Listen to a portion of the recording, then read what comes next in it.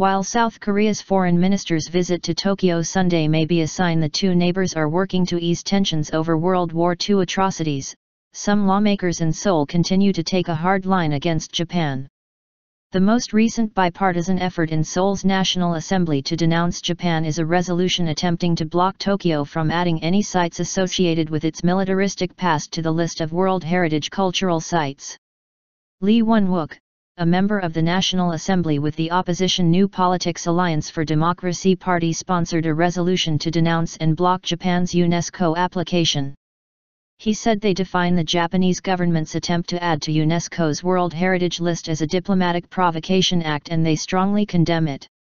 UNESCO, the United Nations Educational, Scientific, and Cultural Organization, is expected to render a decision this month June on Japan's request to add 23 historic sites to its World Heritage List.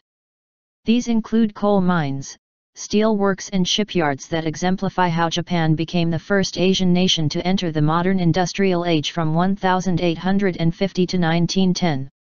South Korea and China objected to Japan's bid, saying that it purposely distorts history after 1910 by ignoring the systematic human rights abuses that occurred at some of these sites during Japan's military occupation and colonial rule over much of Asia.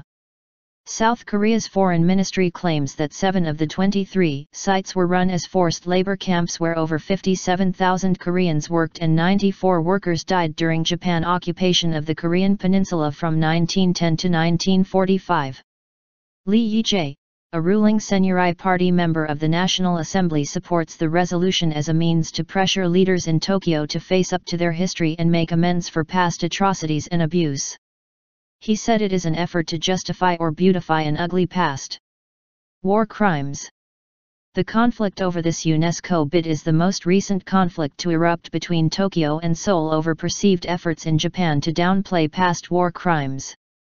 Perhaps the most egregious of the atrocities committed by Japanese soldiers, in the eyes of Koreans, has been the treatment of comfort women. The term refers to the thousands of women forced into prostitution to work in military brothels from the beginning of Japan's colonial rule until the end of World War II. Since she took office in 2013, South Korean President Park Geun-hye has refused to meet one-on-one with Japanese Prime Minister Shinzo Abe. She has demanded that the Japanese leader first directly address the comfort women issue and offer a sincere apology for past wartime abuse. Prime Minister Abe has so far refused to apologize, but he has said he will uphold statements by past leaders that offered apologies for Japanese misconduct during the war. He also stirred the controversy when he visited a World War II shrine that includes some Japanese war criminals. Recently, however, President Park said in an interview that a resolution with Japan over these historical issues might be close at hand. This has led to speculation that a compromise of sorts may be in development that is acceptable to both sides. Prime Minister Abe is expected to address this issue in a speech he will deliver in August on the 70th anniversary of the end of World War II. Expectations.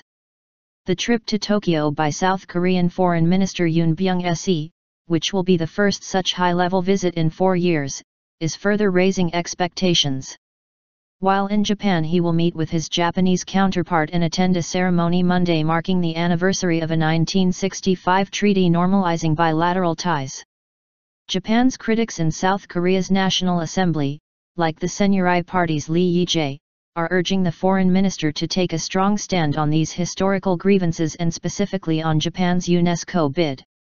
The Northeast Asian neighbors are arguing over ownership of a chain of small islands called Dokdo in Korean and Takeshima in Japanese.